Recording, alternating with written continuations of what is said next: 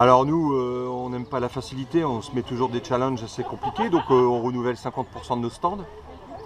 Ce qui fait que forcément, on essaye de présenter des gens qui sont peut-être pas connus dans la région, mais ailleurs, ou qui ne font pas beaucoup de manifestations et d'événements. Donc nous, c'est une fête, hein. C'est pas une foire, c'est pas un salon, il n'y a pas de champagne, il n'y a pas de saucisson, tout tourne autour du jardin et du jardinage. Donc nos recherches se basent de plus en plus vers des passionnés, c'est-à-dire des gens qui ont vraiment envie de partager, qui viennent là pour parler avec les gens, pour les accueillir avec le sourire, qui ne viennent pas là pour vendre et se faire de l'argent. Alors il y a de la vente, il y a du commerce, mais ils savent tous que quand ils viennent à la fête des jardiniers de Barlin, avant tout c'est le contact humain, l'écoute et le partage.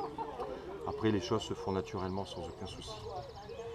Et ce sera quoi les principales activités et démonstrations lors de la Alors fête ateliers de enfants Barlin? et adultes, on a commencé les premières années avec des ateliers enfants, maintenant on développe les ateliers adultes, donc on a toujours les ateliers phares, hein, donc tout ce qui est fabrication de gîtes, abris à insectes, etc.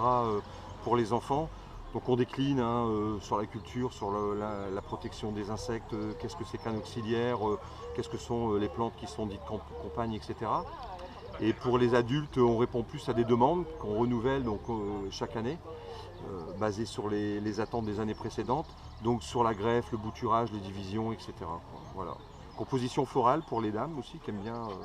Donc on leur montre que tout se trouve dans le jardin, même hors saison, même s'il n'y a pas de hors saison. En octobre, il y a autant de richesses dans le jardin qu'au printemps ou en été. Voilà.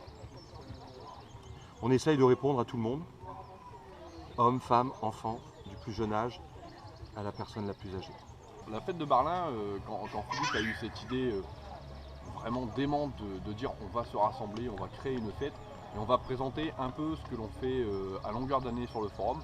On va essayer de présenter ça voilà, au maximum de personnes qui veulent venir nous voir physiquement, leur faire découvrir nous, notre passion du jardin et de cette relation entre jardiniers.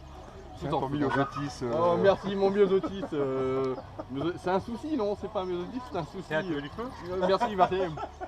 Donc Jardin du Nord, très convivial, je vais être malade avec ça. Donc non, la fête de Barlin, c'est vraiment une occasion de se retrouver et de partager avec toutes les personnes qui ont un petit intérêt ou un grand intérêt avec le jardinage à discuter simplement en toute convivialité de jardinage, pareil de trucs et astuces et faire voir également certains professionnels ou vraiment amateurs qui veulent faire découvrir leur passion au niveau de tout ce qui est jardinage et jardinage au naturel jusqu'à la cuisine. Donc la fête des jardiniers sur Barlin, c'est une manifestation annuelle, donc qui a toujours lieu le quatrième dimanche du mois d'octobre, juste avant la Toussaint, pendant les vacances scolaires, ce qui fait que les enfants sont en vacances et peuvent profiter des ateliers qu'on leur met à disposition, donc gratuits, où ils manipulent et ils découvrent le jardin sur les 4 saisons.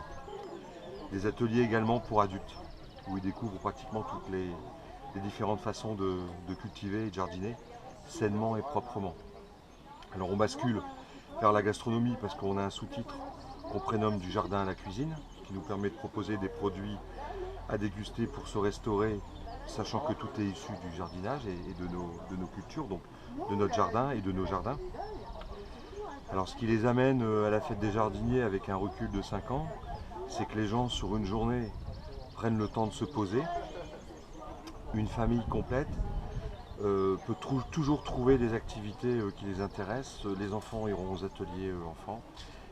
La mère ira dans les ateliers pour les dames, puisqu'il y a des ateliers spécifiques féminins. Et les messieurs vont plus sur les conférences et les ateliers pour les hommes. Voilà. Parce qu'il y a effectivement des ateliers très différents et variés pour essayer de répondre à tout le monde.